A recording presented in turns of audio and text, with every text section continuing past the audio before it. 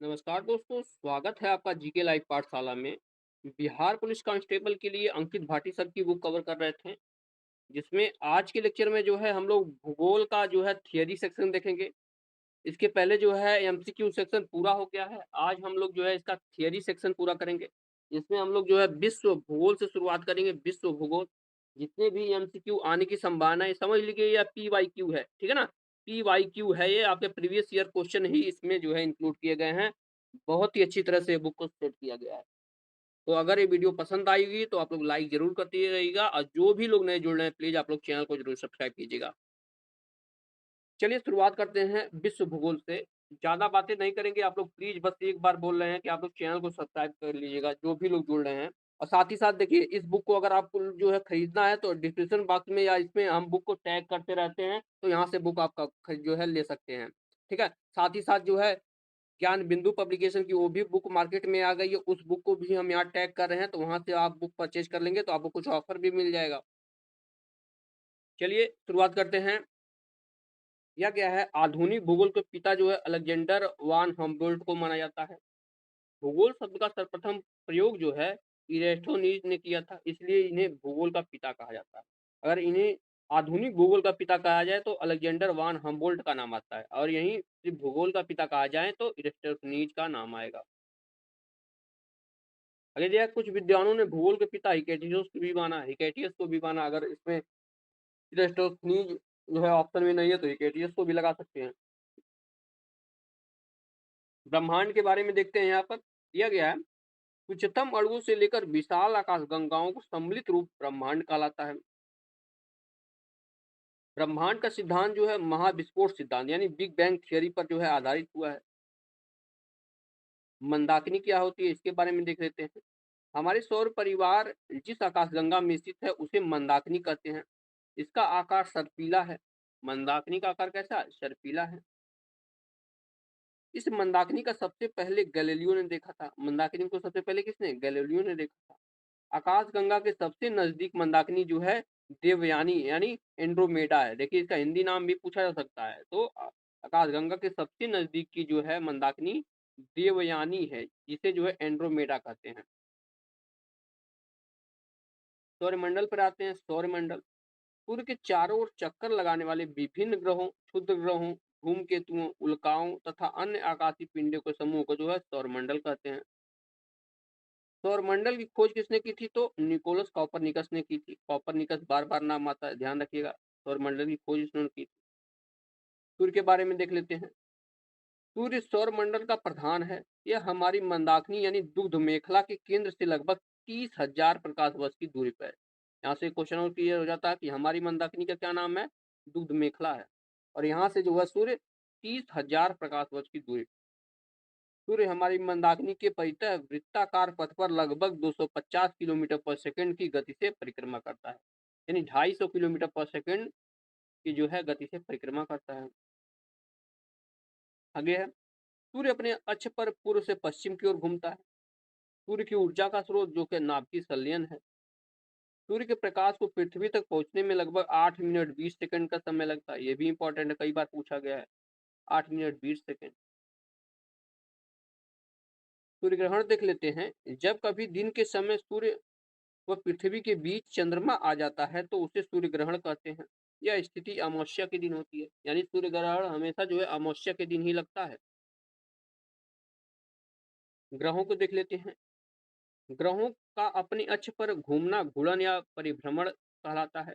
जब उनका सूर्य के चारों ओर चक्कर लगाना है तो उसे परिक्रमण यानी रिवोल्यूशन बोलते हैं। देखिए, रोटेशन क्या होता है? जो अपने जगह पर घूमता है। और अगर सूर्य का परिक्रमा करता है तो जो है रिवोल्यूशन होता है, यानी जो है परिक्रमण कहते हैं। ग्रहों को दो भागों में विभाजित किया गया है। यहाँ पर जो है पार्थिव या आंतरिक ग्रह, देखिए पूछा जाता है कौन सा आंतरिक ग्रह है, कौन सा बाह्य ग्रह है, तो इसको आप लोग इंपॉर्टेंट में रखिएगा। पार्थिव या आंतरिक ग्रह कौन कौन है? बुध, शुक्र, पृथ्वी तथा मंगल। जो सूर्य से नजदीकी के जो है हिसाब पर है वह जो है पार्थिव ग्रह कहलाते हैं, बुध, शुक्र, पृथ्वी तथा मंगल। और यहीं अगर बाह्य ग्रह की बात करते हैं तो वहाँ पर बृहस्पति, शनि, अरुण व वरुण आ जाते हैं। सूर्य की दूरी के हिसाब पर क्रम भी पूछा जाता है। तो जो है सबसे नजदीक बुध है, तब शुक्र है, तब पृथ्वी है, तब मंगल है। वही आपका आंतरिक ग्रह जो चार हैं वह जो है आपके सबसे नज़दीक हैं। उसके बाद बृहस्पति, शनि और अरुण वरुण आ जाते हैं। वह जो है बाह्य ग्रह के रूप में आते हैं। यानी जो पहले के 4 हैं आंतरिक ग्रह, उसके बाद के 4 जो बाह्य ग्रह हो जाते हैं। और यही आकार के अनुसार कहा जाए तो ये भी पूछा जाता है, सबसे छोटा बुध है, दूसरे नंबर पे मंगल रहता है, तब शुक्र है, तब पृथ्वी है। देखिए वैसे भी दूरी के हिसाब से पृथ्वी चौथे पर है, तीसरे पर है और यहाँ पर उसपे जो है चौथे पे आ जाता है।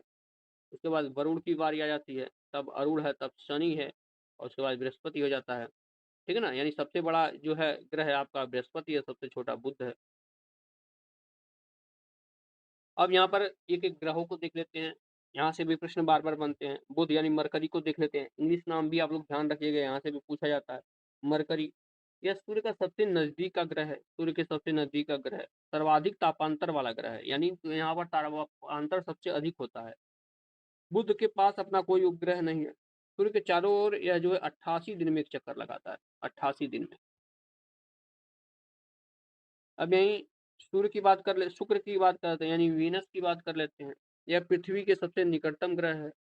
यह सबसे चमकीला तथा सबसे गर्म ग्रह है। सबसे गर्म ग्रह कौन-सा है? शुक्र है, ये भी पूछा जाता है बार-बार।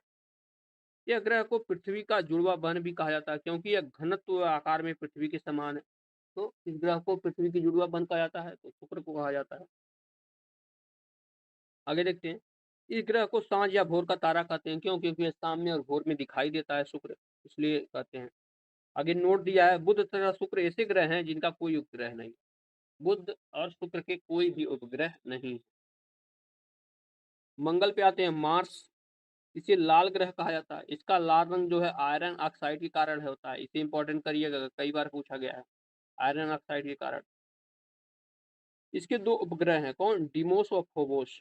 डिमोस सौरमंडल का सबसे छोटा उपग्रह है। ध्यान रखिएगा, डिमोस सबसे छोटा उपग्रह है और फोबोस जो है ये दोनों आपके किसके हैं? मंगल ग्रह के उपग्रह हैं, डिमोस और फोबोस। मंगल ग्रह की बात करते हैं तो ये अपने अक्ष पर लगभग 24 घंटे 37 मिनट में एक चक्कर लगाता है। इस ग्रह को पृथ्वी का पुत्र यानी भौम कहते हैं, पृथ्वी का पुत्र कहा जाता है मंगल ग्रह को। आगे बढ़ते हैं, बृहस्पति ग्रह यानी जुपिटर को देख लेते हैं। यह सौरमंडल का सबसे बड़ा ग्रह है। बृहस्पति जो है सबसे बड़ा ग्रह है। मंगल ग्रह अपने अक्ष पर चक्कर लगाने में कम से कम लगभग जो है 9 घंटे 56 मिनट, देखिए यहाँ मंगल ग्रह दे दिया लेकिन यह बृहस्पति होगा, बृहस्पति घंटे लगाता है। इसके उपग्रह गैनीमीड है तथा ये सबसे बड़ा उपग्रह है।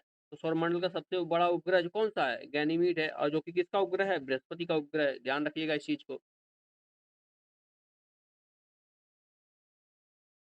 फिर देखते हैं शनि को, सैटर्न को। यह आकार में दूसरा सबसे बड़ा ग्रह है। टाइटन शनि का उपग्रह है, जो सौरमंडल का दूसरा सबसे बड़ा उपग्रह है। सबसे बड़ा क्या है? गैनीमीड है, दूसरे स्थान पर जो है कौन आता है? टाइटन आ जाता है। शनि के चारों ओर वलय यानी मोटी प्रकाश की कुंडली है। इस ग्रह का घनत्व सभी ग्रहों से कम है। शनि ग्रह का घनत्व क्या है? सभी ग्रहों से सबसे कम है। यहीं पर हम अरुण की बात कर लेते हैं। यह आकार में तीसरा सबसे बड़ा ग्रह है। यह अपने अक्ष पर पूर्व से पश्चिम दिशा में घूमता है। अक्षीय झुकाव अधिक होने के कारण इसे लेटा हुआ ग्रह कहते हैं। अरुण को क्या कहते हैं? लेटा हुआ ग्रह कहते हैं, क्योंकि जो है इसकी क्या है? अक्षीय झुकाव सबसे अधिक है। वरुण देख लेते हैं। वरुण वरुण जो है नेपच्यून जिसे बोलते हैं। यह सूर्य से सबसे अधिक दूरी पे स्थित है और सबसे ठंडा ग्रह है। क्यों? क्योंकि वहाँ पर प्रकाश कम पहुँचती है सूर्य का, इसलिए ठंडा है। अब आ जाते हैं पृथ्वी पर। यहाँ से बहुत सारे प्रश्न बनते हैं, इसको देख लेते हैं। पृथ्वी अर्थ यानी पृथ्वी का आकार 5वां सबसे बड़ा ग्रह है।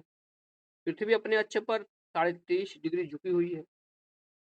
पृथ्वी सौरमंडल का एकमात्र ऐसा ग्रह है जिस पर जीवन है। इसका एकमात्र प्राकृतिक उपग्रह चंद्रमा है। चंद्रमा पृथ्वी का प्राकृतिक उपग्रह है।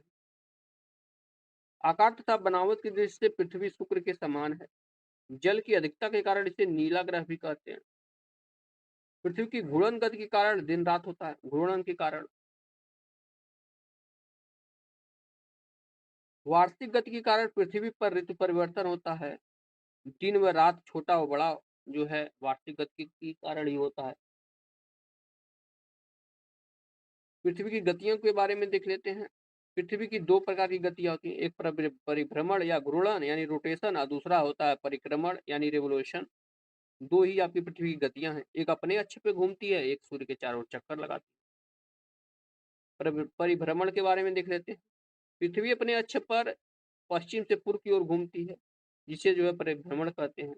इसी कारण दिन व रात होते हैं। परिभ्रमण के कारण क्या होता है? दिन रात है। इसे हम दैनिक गति भी कहते हैं। अपने अक्ष पर पृथ्वी एक चक्कर 23 घंटे 56 मिनट 4 सेकंड में लगाती है। ध्यान रखिएगा इस डेटा को, 23 घंटे 56 मिनट 4 सेकंड में जो है एक चक्कर लगाती है। अब आते हैं परिक्रमण पर। परिक्रमण, पृथ्वी का सूर्य के सापेक्ष चक्कर लगाना परिक्रमण कहलाता है। पृथ्वी सूर्य के चारों तरफ लगभग 365 दिन 6 घंटे में एक चक्कर लगाती है। इसी को हम वार्षिक गति कहते हैं। आगे बढ़ते हैं, देख लेते हैं उपसौर क्या होता है। उपसौर अपसौर बहुत इंपॉर्टेंट है। वह स्थिति जब पृथ्वी सूर्य के अत्यधिक पास होती है, उपसौर कहलाती है। इसी स्थिति जो 3 जनवरी को आती है, यानी 3 जनवरी को सूर्य जो है पृथ्वी के सबसे पास होता है। बढ़ते हैं आगे, अपसौर को देख लेते हैं। वह स्थिति जब पृथ्वी सबसे दूर को होती है, अपसौर कहलाती है। तो यह जो है 4 जुलाई को पृथ्वी से सबसे दूर होती है, जो है सूर्य से, तब इसे अपसौर कहते हैं। यानी 3 जनवरी उपसौर और 4 जुलाई अपसौर।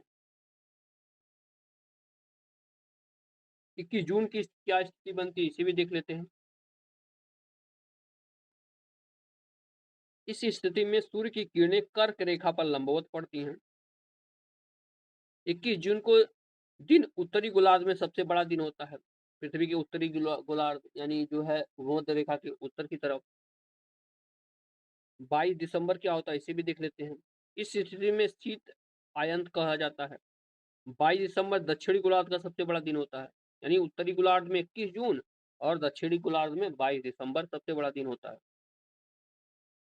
फिर आते हैं 21 मार्च और 23 सितंबर को देख लेते हैं। इस स्थिति में सूर्य की किरणें विषुवत रेखा पर लंबवत पड़ती हैं, यानी भूमध्य रेखा पर। इस स्थिति में सर्वत्र 12 घंटे का दिन और 12 घंटे की रात्रि होती है। किस दिन होती है? 21 मार्च और 23 सितंबर को। क्यों? क्योंकि सूर्य की किरणें जो हैं, जो है भूमध्य रेखा पर, विषुवत रेखा पर सीधी पड़ती हैं। इसी के कारण जो है 21 मार्च को बसंत विषुवत और 23 सितंबर को शरद विषुवत कहा जाता है। पृथ्वी की आंतरिक संरचना देख लेते हैं। पृथ्वी का आंतरिक बनावट कैसे है? पृथ्वी के अंदर 3 परतें पाई जाती हैं। कौन-कौन? क्रस्ट, मेंटल और कोर पाया जाता है। क्रस्ट, मेंटल और कोर, पृथ्वी के अंदर 3 तरह की जो है परतें पाई जाती हैं।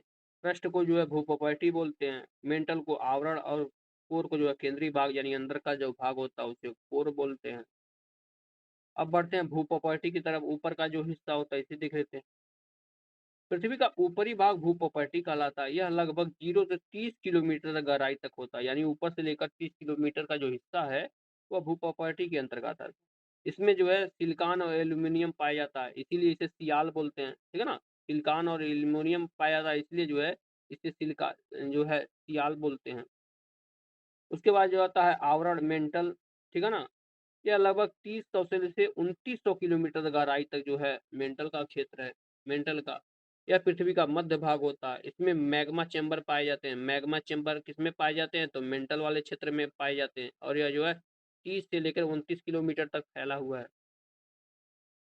अब आते हैं कोर यानी केंद्रीय भाग को। यह परत लगभग जो है 2900 से लेकर 6371 किलोमीटर तक फैला हुआ है, कोर का क्षेत्र। इस भाग को जो है नीफे कहा जाता है, क्योंकि इसमें जो है निकिल और फेरस की जो है अधिकता पाई जाता है, नीफे पाया जाता है। और देखिए जो आपका ये आवरण मेंटल का क्षेत्र है, इसे सीमा बोला जाता है, ठीक है ना? सीमा बोला जाता है, यानी सिलिका और मैग्नीशियम इसमें पाया जाता है, इसे सीमा बोला जाता है। अब आते हैं कुछ अन्य तथ्य लिख लेते हैं। जैसे पृथ्वी का औसत घनत्व जो है 5.5 ग्राम प्रति सेंटीमीटर क्यूब है, औसत घनत्व है। पृथ्वी की त्रिज्या की अगर बात करें तो 6371 किलोमीटर है। 6371 किलोमीटर पृथ्वी की त्रिज्या है। पृथ्वी की भूप्रकृति में ऑक्सीजन लगभग 46% पाई जाती है। भूप्रकृति में यानी ऊपर से लेकर 30 किलोमीटर नीचे तक का हिस्सा होता है, इसमें ऑक्सीजन की अधिक मात्रा पाई जाती है। अब आते हैं एकमात्र उपग्रह पृथ्वी के चंद्रमा के बारे में। चंद्रमा का अध्ययन करना जो है सेलोलॉजी कहलाता है। यहाँ से कई बार प्रश्न पूछा गया है। सेलोलॉजी चंद्रमा का अध्ययन कहलाता है। चंद्रमा को जीवाश्म ग्रह भी कहते हैं। जीवाश्म ग्रह, पृथ्वी से चंद्रमा का लगभग 59% हिस्सा भाग देखने को मिलता है। चंद्रमा पर उतरने वाले प्रथम व्यक्ति जो है नील आर्मस्ट्रांग थे, ठीक है ना? कौन थे? Neil Armstrong. चंद्र ग्रहण की स्थिति कब होती है, इसे भी जानते हैं? जब सूर्य व चंद्रमा के बीच पृथ्वी आ जाती है तो इसे चंद्र ग्रहण कहते हैं। चंद्र ग्रहण हमेशा पूर्णिमा के रात्रि को होता है। आप लोग देखे थे सूर्य ग्रहण हमेशा अमावस्या को होता है, ये चंद्र ग्रहण हमेशा जो है पूर्णिमा को बोला जाता है।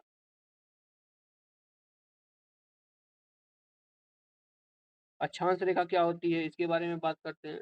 भूमध्य रेखा के समांतर क्षैतिज रूप में खींची गई काल्पनिक रेखा जो है अक्षांश रेखा कहलाती है, ठीक है ना? भूमध्य रेखा के समांतर जो है जो भी रेखाएं है, जैसे आपका भूमध्य रेखा ये हो गया, अब इसके समानांतर ऐसे ऐसे पतली जो रेखाएं होती हैं इसे जो है अक्षांश रेखा कहते हैं। कुल अक्षांश रेखाओं की संख्या 181 है। ध्यान रखिएगा, फैक्ट पूछा जाता है। दो अक्षांशों के बीच दूरी जो है 111 किलोमीटर होती है, ये भी इंपॉर्टेंट है। भूमध्य रेखा भी एक अक्षांश रेखा होती है, इसे जो है 0 डिग्री अक्षांश कहते हैं। देखिए यहाँ पर जो है ऐसे होता है ना, 100 होता तो है 180, 90 इधर और 90 इधर, 180 होता है, लेकिन जो भूमध्य रेखा है बीच वाली रेखा, इसे भी जो है अक्षांश रेखा ही माना जाता है, तो इसी लेकर जो है 181 हो जाती है। आगे बढ़ते हैं। कर्क रेखा भूमध्य रेखा के उत्तर की तरफ 23.5 डिग्री अक्षांश को जो है कर्क रेखा कहते हैं। ये जो आपका ऊपर वाला हिस्सा होता है यहाँ 23.5 डिग्री जो है अक्षांश होता है, इसे जो है कर्क रेखा बोलते हैं, इस बात को भी ध्यान रखिएगा। और यही दक्षिण की तरफ 23.5 डिग्री तो मकर रेखा हो जाता है। मकर रेखा जो है दक्षिण में 23.5 डिग्री अक्षांश पे होता है। देखते हैं देशांतर रेखा क्या होती है, इसके बारे में भी देख लेते हैं। देशांतर रेखा वे काल्पनिक रेखाएं जो उत्तरी ध्रुव को दक्षिण ध्रुव से मिलाती हैं, इसको जो है देशांतर रेखा कहते हैं। 0 डिग्री देशांतर रेखा ब्रिटेन के लंदन के ग्रीनविच वेधशाला से होकर गुजरती है, जिसे प्रधान माध्याह्न रेखा कहते हैं। एक देशांतर दूसरे देशांतर के बीच समय दूरी 4 मिनट होती है, यानी जो है एक देशांतर को दूसरे देशांतर तक अगर हम पार करते हैं तो जो है 4 मिनट का समय में अंतर हो जाता है। इसी कारण जो है यहाँ अगर दिन होता है तो दूसरे देशों में एक में रात होती है, इसी कारण क्योंकि हम जो है 111 किलोमीटर से अधिक जाते हैं तो जो है 4 मिनट का समय में अंतर हो जाता है। अब देख लेते हैं अंतर्राष्ट्रीय तिथि रेखा को। 180 डिग्री देशांतर को अंतर्राष्ट्रीय तिथि रेखा का बेरिंग जल संधि अंतर्राष्ट्रीय तिथि रेखा के समानांतर है। बेरिंग जल संधि। अब आते हैं पृथ्वी के जलमंडल पर। बहुत ही बड़ा जो है यहाँ से कई सारे क्वेश्चन बनते हैं। पृथ्वी की संपूर्ण बाह्य परत जिस पर महाद्वीप महासागर स्थित है उसे जलमंडल कहते हैं। पृथ्वी के कुल 29% भाग पर और स्थल के 71% भाग पर जल है, ठीक है ना? पृथ्वी के कुल 29% भाग पर स्थल, ठीक है ना, और 71% पर आपका क्या है? जल है। पृथ्वी पर अधिकतम ऊंचाई माउंट एवरेस्ट पर्वत की है। यह समुद्र से लगभग 8,848 मीटर ऊंचा है, जो नेपाल में स्थित है। पृथ्वी पर जो है अधिकतम गहराई की अगर बात करते हैं तो मेरियाना गर्त का नाम आता है, जो है 11,022 मीटर है। यह प्रशांत महासागर में स्थित है, मेरियाना गर्त। यहाँ से आप महाद्वीपों के बारे में देख लेते हैं, कौन कौन से महाद्वीप हैं। पृथ्वी के भूभाग की सबसे बड़ी इकाई महाद्वीप कहते हैं। पृथ्वी को 7 महाद्वीपों में बांटा गया है, जो अग्रलिखित है। कौन कौन? एशिया सबसे बड़ा महाद्वीप है, उसके बाद जो है अफ्रीका है, फिर उत्तरी अमेरिका, तब दक्षिणी अमेरिका, तब अंटार्कटिका, फिर यूरोप और सबसे छोटा आपका ऑस्ट्रेलिया महाद्वीप आ जाता है, ऑस्ट्रेलिया महाद्वीप। कुल 7 महाद्वीप हो गए। अब एक एक करके सभी महाद्वीपों का अध्ययन करेंगे हम लोग। एशिया महाद्वीप देख लेते हैं। यह संसार का सबसे बड़ा महाद्वीप है। यह विश्व का लगभग जो है 30% क्षेत्रफल पर फैला हुआ है एशिया महाद्वीप। इस महाद्वीप से होकर विषुवत रेखा, कर्क रेखा तथा आर्कटिक रेखा गुजरती है, ठीक है ना? विषुवत रेखा भी जाती है, कर्क रेखा भी और आर्कटिक रेखा भी जाती है। लाल सागर व स्वेज नहर एशिया महाद्वीप को अफ्रीका से महाद्वीप से अलग करते हैं। कौन कौन? लाल सागर और स्वेज नहर दोनों को जो है एशिया से अफ्रीका को अलग करते हैं। पहला पॉइंट है बेरिंग जल संधि एशिया महाद्वीप को उत्तरी अमेरिका महाद्वीप से अलग करता है। कौन? बेरिंग जल संधि। आगे बढ़ते हैं। विश्व में सिंचाई नहरों का सबसे बड़ा जाल पाकिस्तान में है। नहरों का सबसे बड़ा जाल कहाँ पर है? पाकिस्तान में है। विश्व का सबसे अधिक मुस्लिम जनसंख्या कहाँ पर है? इंडोनेशिया में सबसे अधिक मुस्लिम जनसंख्या है। श्रीलंका का सबसे लंबी नदी जो कौन सी है? महावेली गंगा है, जो 335 किलोमीटर लंबा है। कौन सा है? महावेली गंगा। कहाँ पे? श्रीलंका की सबसे लंबी नदी। ये क्वेश्चन पूछा गया था, इसलिए यहाँ पर दिया गया है। आगे दिया है एशिया में के क्षेत्रफल की दृष्टि से सबसे बड़ा देश चीन तथा सबसे छोटा देश मालदीव है। एशिया का सबसे बड़ा देश कौन सा है? चीन है और सबसे छोटा आपका मालदीव आ जाता है। विश्व की सबसे गहरी झील बैकाल झील एशिया महाद्वीप में स्थित है। आगे आपका विश्व का सर्वाधिक जनसंख्या घनत्व वाला देश सिंगापुर है। सिंगापुर जनसंख्या घनत्व सबसे अधिक। स्वेज नहर भूमध्य सागर और लाल सागर को जोड़ती है। यह जो है पहले बहुत ही फेमस क्वेश्चन हुआ करता है, हालांकि अब जो है पूछने की संख्या कम हो गई है, फिर भी पूछा जाता है। नेक्स्ट क्वेश्चन है, एशिया का सबसे घना बसा द्वीप जावा इंडोनेशिया में स्थित है ना? कौन सा द्वीप? जावा द्वीप। स्थल रुद्ध, जिन देशों की सीमाएं समुद्र से नहीं लगती उन्हें जो है स्थल रुद्ध कहते हैं, यानी जो है लैंडलॉक कंट्री बोला जाता है। देखते हैं एशिया में निम्न देश स्थल रुद्ध है। देखिए यहाँ से पूछा जाता है इनमें से कौन सा है जो स्थल रुद्ध देश है या नहीं है, तो कौन कौन से हैं? स्थल रुद्ध देश कजाकिस्तान, यहाँ पर कोई समुद्र नहीं है। मंगोलिया है, नेपाल है, Bhutan, Laos, Uzbekistan, Afghanistan, Armenia, Azerbaijan, Turkmenistan, Kyrgyzstan तथा तजाकिस्तान। इन देशों का सबसे बड़ा स्थल रुद्ध देश कजाकिस्तान है। सबसे बड़ा स्थल रुद्ध देश कौन सा है? कजाकिस्तान है, याद रखिएगा, यह भी प्रश्न पूछा गया। ये आपका एशिया महाद्वीप कंप्लीट हो गया।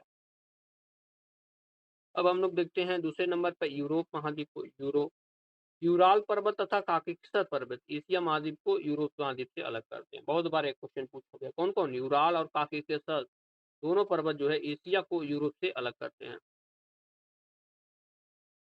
यूरोप महाद्वीप की सबसे महत्वपूर्ण नदी डेन्यू नदी है। यह काला सागर में गिरती है, डेन्यू नदी। यूरोप की सबसे लंबी नदी वोल्गा नदी है। सबसे महत्वपूर्ण आपका डेन्यू है, लेकिन सबसे लंबी की अगर बात करें तो वोल्गा नदी है। पो नदी को इटली की गंगा कहते हैं। इसको पो नदी को क्या कहते हैं? इटली की गंगा कहते हैं। अगला है आपका इंग्लिश चैनल फ्रांस को इंग्लैंड से अलग करता है। टेम्स नदी के किनारे पर लंदन शहर स्थित है। बहुत बार पूछा गया लंदन कहाँ पे स्थित है, तो टेम्स नदी के किनारे। क्षेत्रफल की दृष्टि से सबसे बड़ा देश रूस है। रूस सबसे बड़ा देश है। आगे बढ़ते हैं, इटली को यूरोप का भारत कहा जाता है क्योंकि यह देश भी भारत की तरह कृषि प्रधान देश है तथा यहाँ हिमालय पर्वत की तरह जो है आल्पस पर्वत, इसलिए जो है इटली को यूरोप का भारत कहते हैं। आगे बढ़ते हैं, गल्फ स्ट्रीम जलधारा यूरोप की गर्म जो है कंबल के नाम से जानी जाती है। गल्फ स्ट्रीम धारा कहाँ है? यूरोप में है और इसे जो है यूरोप का कंबल कहते हैं। स्विट्जरलैंड देश को यूरोप का खेल का मैदान कहा जाता है। स्विट्जरलैंड को क्या कहते हैं? यूरोप को जो है खेल का मैदान कहते हैं। फ्रांस की राजधानी पेरिस है जो नीस नदी के तट पर स्थित है। यहाँ से यूरोप महाद्वीप हो गया। अब जो है उत्तरी अमेरिका को भी देख लेते हैं। उत्तरी अमेरिका को, उत्तरी अमेरिका क्षेत्रफल की दृष्टि से विश्व का तीसरा सबसे बड़ा महाद्वीप है। देखिए जो है क्रम से नीचे की तरफ हम लोग आ रहे हैं। और जो है इसकी खोज जो है उत्तरी अमेरिका की जो है खोज किसने की थी? इसकी खोज कोलंबस ने 1492 में की। पनामा नहर उत्तरी अमेरिका व दक्षिणी अमेरिका को जोड़ती है। उत्तरी अमेरिका एकमात्र ऐसा महाद्वीप है जहां पर कोई भी स्थल रुद्ध देश नहीं है, यानी सभी लोग जो है देश जिसके उत्तरी अमेरिका के समुद्र किनारे ही हैं। आगे बढ़ते हैं, 49 डिग्री उत्तर अक्षांश कनाडा व अमेरिका की सीमा निर्धारित करती है। 49 डिग्री समानांतर रेखा। हडसन नदी के किनारे न्यूयॉर्क शहर स्थित है। हडसन नदी के किनारे। संयुक्त राष्ट्र संघ यानी यूएनओ का मुख्यालय न्यूयॉर्क शहर में स्थित है। आगे बढ़ते हैं, मैकेंजी नदी कनाडा की सबसे लंबी नदी है। मैकेंजी नदी।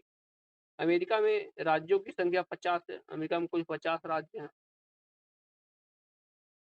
अमेरिका की राजधानी वाशिंगटन डीसी पोटोमैक नदी पर स्थित है। पोटोमैक नदी के नीचे कौन सा है? Washington DC. विश्व में सर्वाधिक सोयाबीन उत्पादित करने वाला राज्य यूएसए है।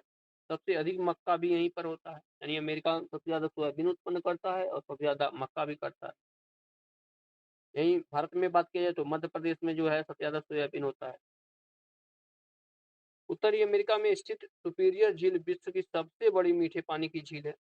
ये उत्तरी अमेरिका में है। आगे बढ़ते हैं, मित्र घाटी यूएसए के कैलिफोर्निया में स्थित है। मित्र घाटी। अगला पॉइंट है, ब्लैक हिल्स, ब्लू हिल्स व ग्रीन हिल्स यूएसए में स्थित है। फ़िल्म उद्योग के लिए कैलिफ़ोर्निया का लॉस एंजेलिस शहर विश्व का प्रसिद्ध है। हॉलीवुड यहीं पर स्थित है। अब ये क्वेश्चन पूछा जा सकता है क्योंकि जो है हॉलीवुड में जो है आग लगने की घटना अभी हाल ही में हुई थी और बहुत सारे घर घर जल के तबाह हो गए थे। इसलिए जो है इसे इम्पोर्टेंट रखिएगा।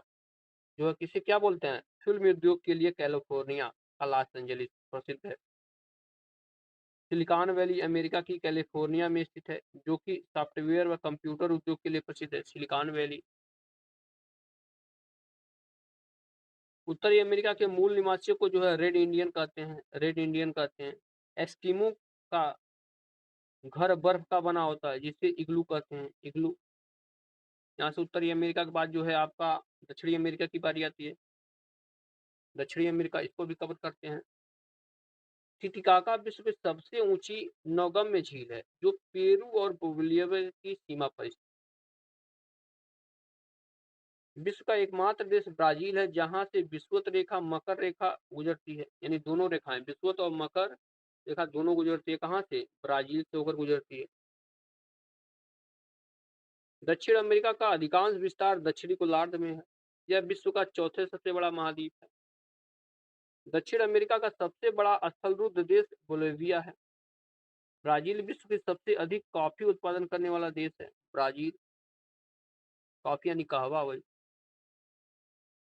ब्राजील में कहवा कॉफी के बागों को फजेंडा कहा जाता है। ये भी पूछा जाता है, फजेंडा कहा जाता है। विश्व में सबसे अधिक सांप ब्राजील में पाए जाते हैं। विश्व का सबसे ऊंचा झरना एंजेल वेनेजुएला कैरोनी नदी पर स्थित है। ये भी आपका जो है यहीं पर है। अब आते हैं हम लोग अफ्रीका महाद्वीप के बारे में देख लेते हैं।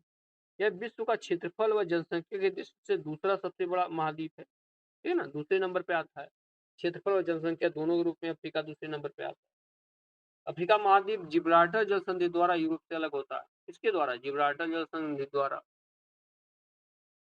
आगे बढ़ते हैं, अफ्रीका महाद्वीप को देखते हैं। अफ्रीका महाद्वीप के पूर्व में हिंद महासागर और पश्चिम में अटलांटिक महासागर स्थित है।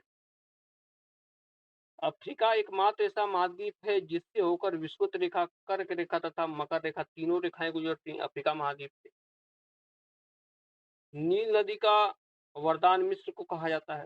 कांगो नदी विषुवत रेखा को 2 बार काटती है। कांगो नदी।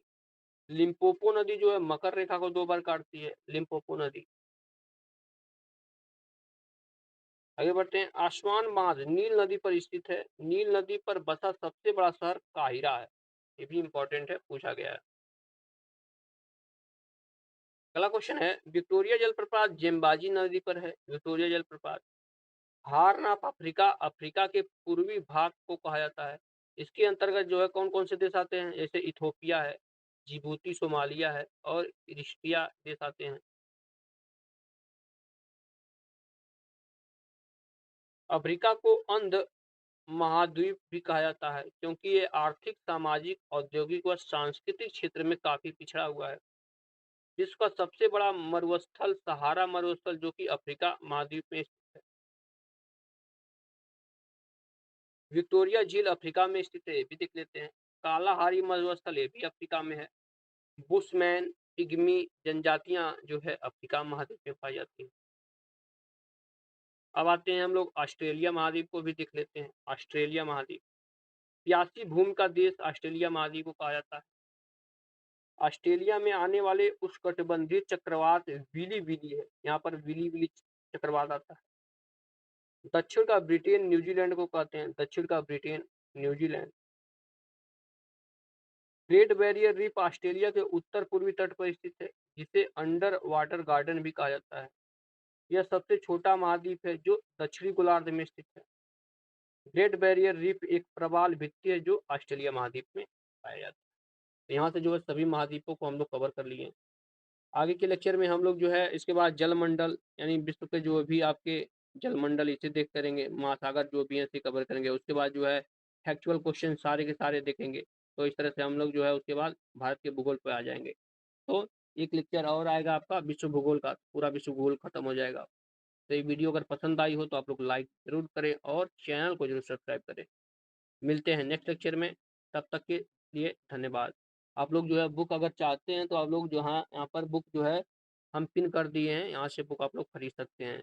ये वाली बुक भी है और साथ में साथ जो है आपके ज्ञान बिंदु पब्लिकेशन की वो भी बुक है। साथ ही साथ कई सारे प्रैक्टिस सेट आ चुके हैं, तो सारे के सारे आप जो है यहाँ से देख सकते हैं और उससे आप लोग परचेज कर सकते हैं। मिलते हैं नेक्स्ट लेक्चर में, तब तक के लिए धन्यवाद।